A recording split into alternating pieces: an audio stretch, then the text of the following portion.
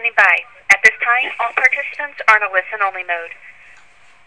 Today's conference is being recorded. If anyone has any objections, you may disconnect at this time. Now I will turn the meeting over to Ms. Judy Ebner. You may begin. Good morning, everyone, and a particular good morning to those of you in Western time zones who've gotten up early to join us. We have more than 191 people joining us today, and people are still getting online.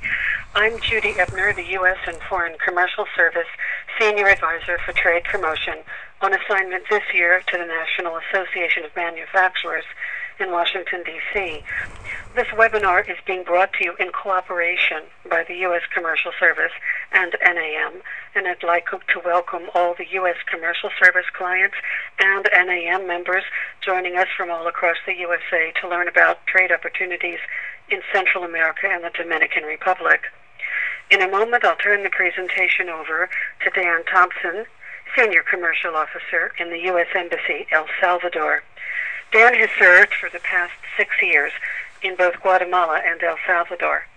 And based out of San Salvador, he is currently responsible for managing U.S. commercial service operations throughout the Central America region. After Dan speaks, Anthony Grasso will tell you about making CAFTA work for you, and specifically CAFTA compliance. Anthony is lead international trade specialist on the Asia-Pacific regional team and the U.S. Free Trade Agreements team within the Commerce Department's Office of USA Trade Promotion in Washington, D.C.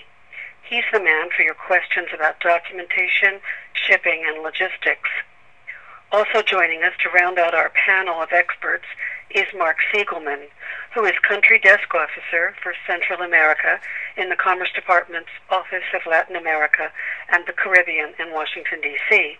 Mark will answer your questions on the current status of CAFTA implementation and is a good resource for issues that come up while you're doing business in the region.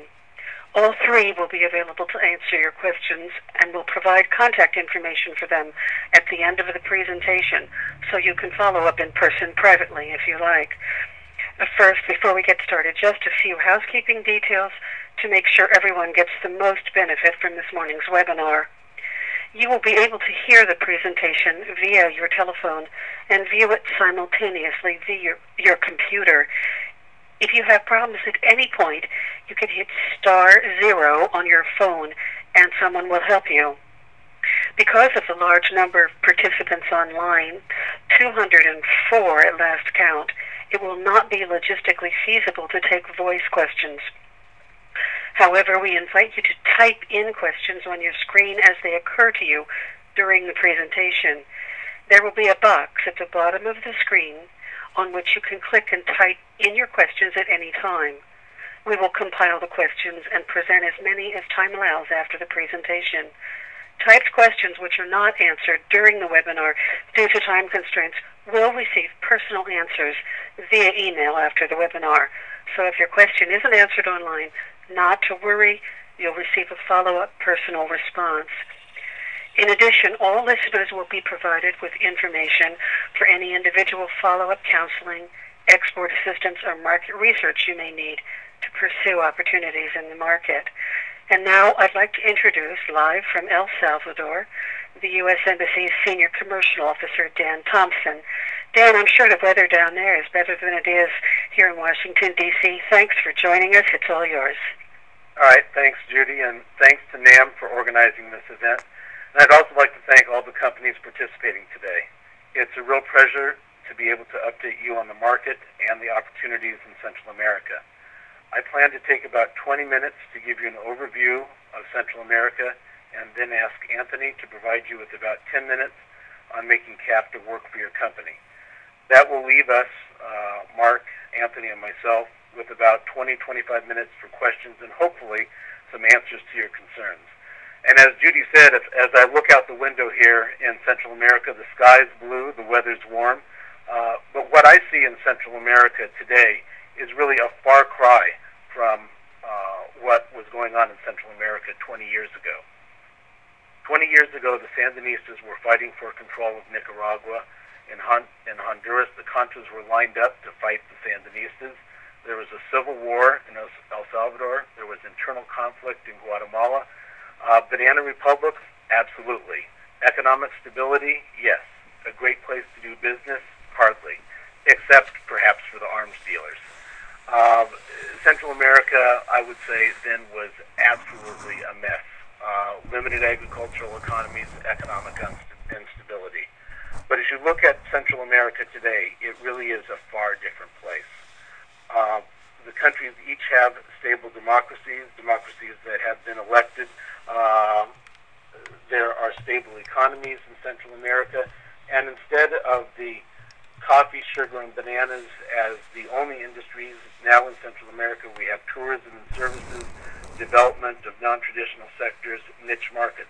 And I think there is a real optimism in Central America kind of looking toward the future.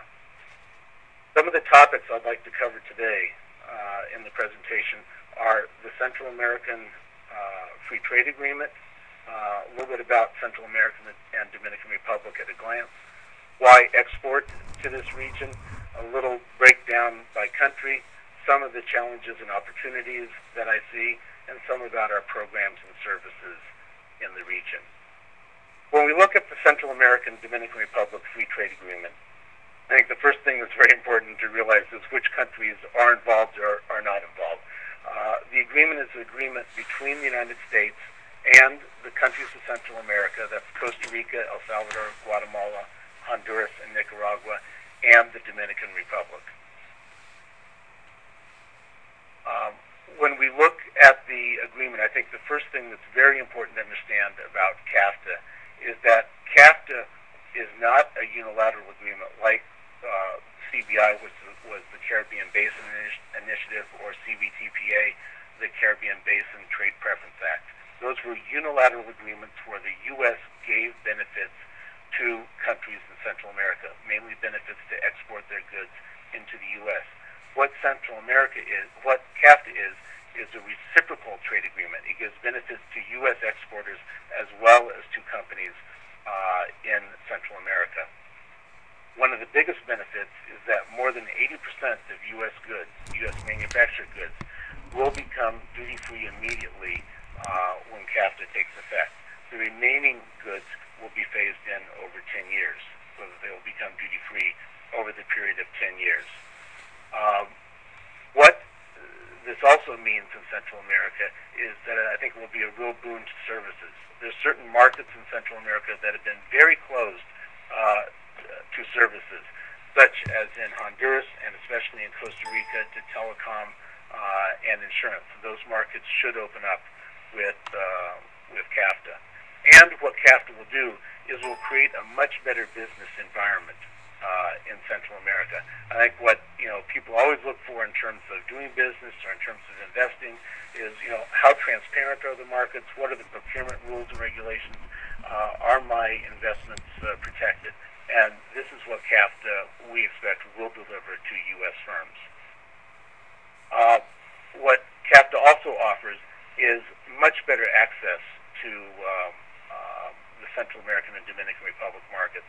And what we have seen over the past few years, even before the implementation of CAFTA, is a real improved movement of goods within the Central American countries, especially in terms of how customs within each of the countries deals with the movement of goods in Central America. For the consumers in Central America, we see a benefit to them in terms of a larger availability of quality products at a better price. Enforcement of labor rights we see as improving in Central America, and also protection of environment. What's happening so far with the Free Trade Agreement, or really what's happened up to now? What U.S. firms have done in the region, as Judy mentioned, I've been in this region now, this is my 7th year. What I've seen is that U.S. firms have regionalized their operations. If you're looking at consumer goods, many have looked at Guatemala, which has a very strong consumer market. If you look at companies that require better IPR protection, some of them have regionalized their operations in Costa Rica, which has very good educational levels and in terms of IPR protection, somewhat better than the rest of the region. U.S. firms